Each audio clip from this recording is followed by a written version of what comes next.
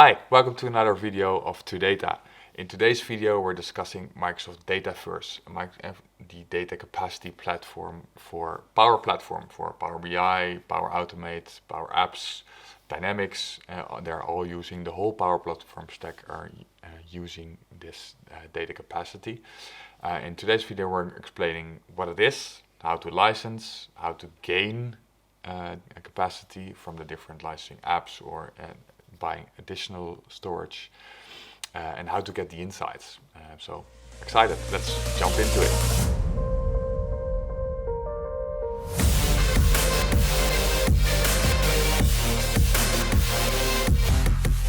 Microsoft Dataverse is a cloud-based storage and maintenance service for its Microsoft platform stack, which includes Power BI, Power Apps, Power Automate, Dynamics.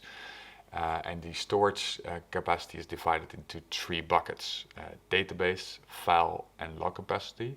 And each stores a different structure of files. So database capacity is primarily used for storing for structured data and related metadata and logic, while file data is storing the unstructured data such as files and associated metadata.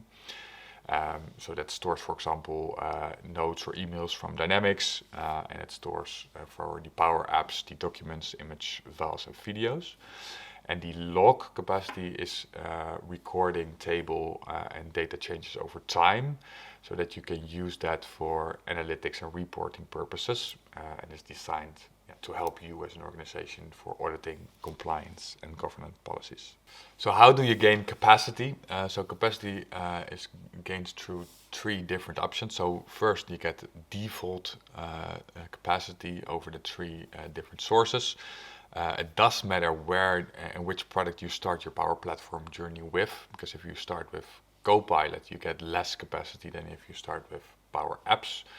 So I would advise start with your Power Apps journey so that you get the most capacity. So then you get 10 GB of database, 20 GB of file capacity, and 2 GB of log capacity. So that's the default tenant structure.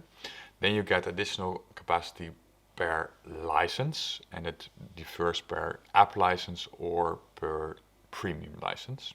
So for the premium licenses you get 250 megabytes for database, 2 GB on file, and 2 GB on log capacity.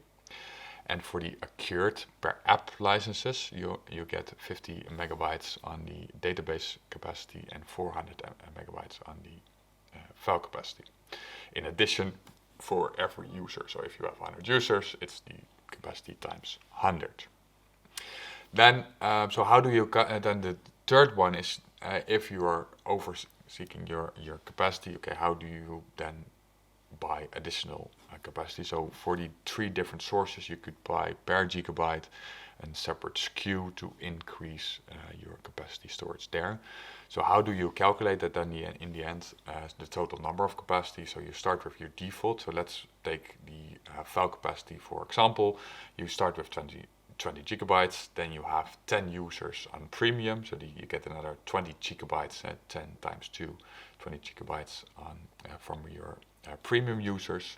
And if you have another 10 for per app license, you get 10 times 400 megabytes, another 4 gigabytes. So in total you have then 42 gigabytes on file capacity for your Dataverse. So that's the example of Power Apps. Of course, that also works with the mix and matching the different licensing structures, right? Because it's one pool. So if you have Power Apps, Dynamics, Power Automate, and Power BI, all those licenses come together and pool up and make a total sum of your available capacity. This is all able and manageable in the console, so in the management admin portal Microsoft has launched. So there you can find, okay, how many capacity do I use at the moment, and what is my limitation? So how much capacity do I have in potential to be used? And you can zoom in and deep dive on which tenant, which environment is using how much to focus on those data structures. So thank you for watching for another video on the explanation of Dataverse. Looking forward to see you next week. Next week we're going to discuss the Power Automate licensing stack. and then we will continue with the rest of the Power Platform licenses. For now, wish you the best. See you in the next one.